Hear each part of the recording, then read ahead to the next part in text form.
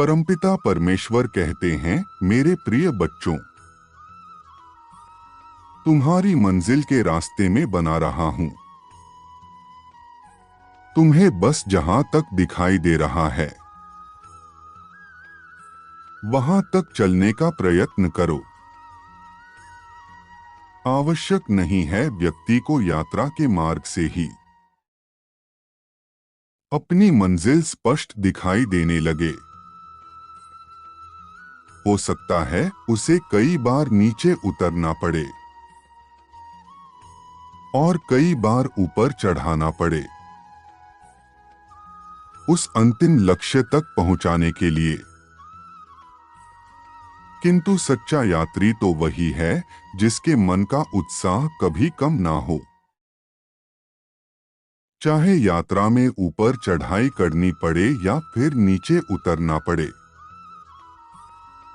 आज मैं तुम्हें जो बताने जा रहा हूं, यदि तुम उसका अनुसरण करते हो तो तुम्हारा मार्ग अपने आप ही बनता चला जाएगा।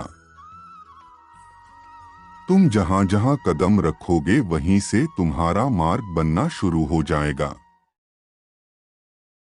मैं तुम्हारे मार्ग में आने वाले कांटों को सुंदर पुष्पों में परिवर्तित कर दूंगा।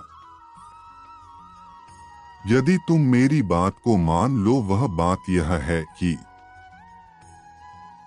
बिना किसी व्यक्तिगत स्वार्थ के दूसरों की सहायता करना। जब तुम्हारे समक्ष कोई अपनी समस्या लेकर आता है और तुम उसकी किसी भी तरीके से सहायता कर सकते हो, तो बिना कुछ सोचे उसकी सहायता कर देना। हो सकता है तुम्हारे दो प्रेम भरे शब्द ही किसी को जीवन दान प्रदान कर दें। सहायता केवल धन से ही नहीं होती।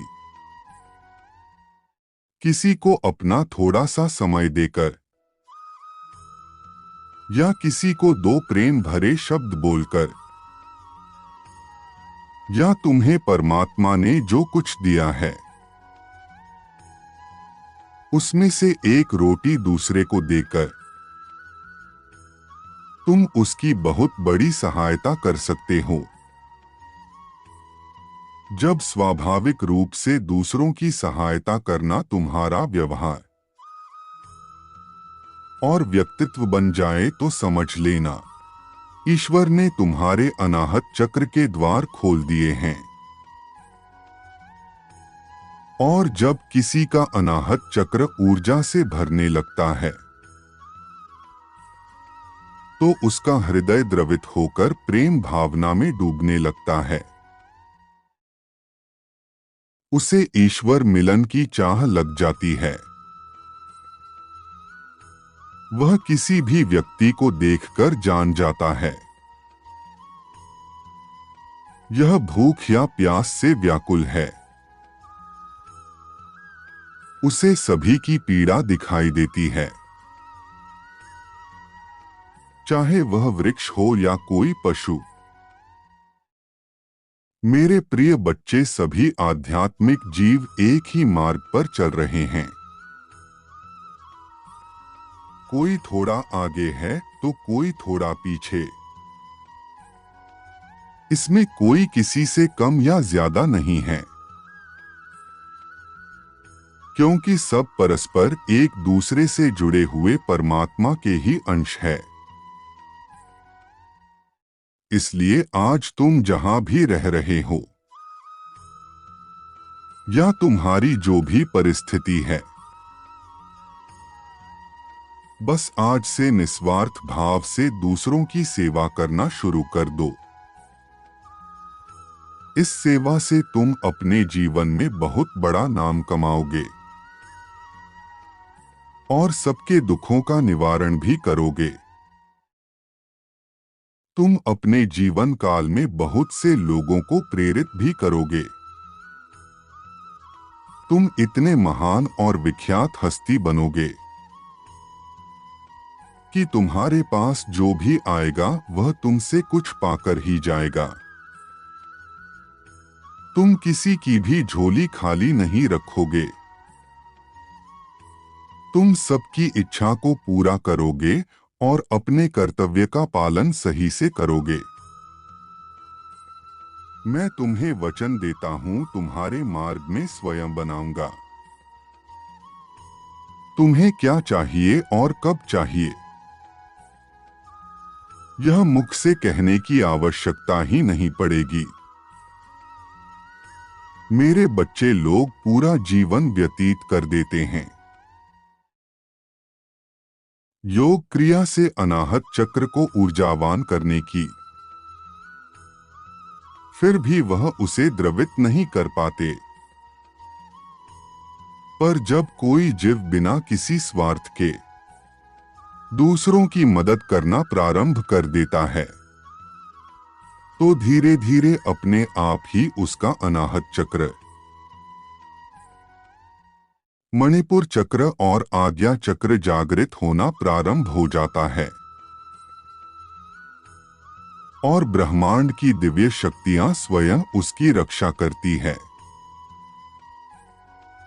क्योंकि हर एक जीव में परमात्मा का वास है, इसलिए जब कोई व्यक्ति सभी जीवों को परमात्मा का अंश समझकर उसकी सहायता करता है, तो उसे धर्म रक्षक बनाने के लिए संपूर्ण ब्रह्मांड एकजुट हो जाता है। तुम इसी मार्ग पर हो। धन, पुत्र, आरोग्य और समृद्धि, यह सब कुछ तुम्हें इसी मार्ग में स्वतः प्राप्त हो जाएंगे। जो दूसरों को सुख पहुंचाने के लिए उत्सुक हो जाता है, उसकी प्रसन्नता के लिए मैं स्वयं कार्य करता हूं और वह जीव मृत्यु उपरांत भी अपने दिव्या सूक्ष्म शरीर के साथ ईश्वर के समीप जाकर आनंद पूर्वक रहता है। क्या तुम दूसरों की सहायता करने के लिए उत्सुक हो? क्या तुम्हारे माथे का तेज निरंतर बढ़ रहा है? यदि हाँ, तो विश्वास करो, संपूर्ण ब्रह्मांड तुम्हारे लिए मार्ग बना रहा है। तुम्हें अपने जीवन में निर्धन लोगों की सहायता करनी है, क्योंकि जो लोग निर्धन लोगों की सहायता करते हैं, ऐसे व्यक्तियों की सहायता करते हैं जिनको सहायता की आवश्यकता है। मैं उनसे बहुत प्रसन्न रहता हूँ और यदि तुम मुझे प्रसन्न कर दोगे, तो मैं तुम्हें वह सब कुछ दे दूंगा जिसके लिए तुम दिन रात मुझसे प्रार्थना करते रहते हो। मैं जानता हूं कि तुम कभी भी किसी के साथ छल कपट नहीं करते और ना ही तुम दूसरों के साथ कुछ बुरा करते हो। तुम हमेशा दूसरों की भलाई के लिए सोचते हो। तुम कभी किसी की बुराई नहीं करते। तुम्हारे अंदर जो भी गुण विद्यमान है, वह तुम्हारी अच्छाई के प्रमाण है, इसलिए मैं तुमसे सदैव प्रसन्न रहता हूँ। मेरा आशीर्वाद तुम्हारे साथ सदैव रहेगा। तुम्हारा कल्याण हो। खुश रहो मेरे बच्चे।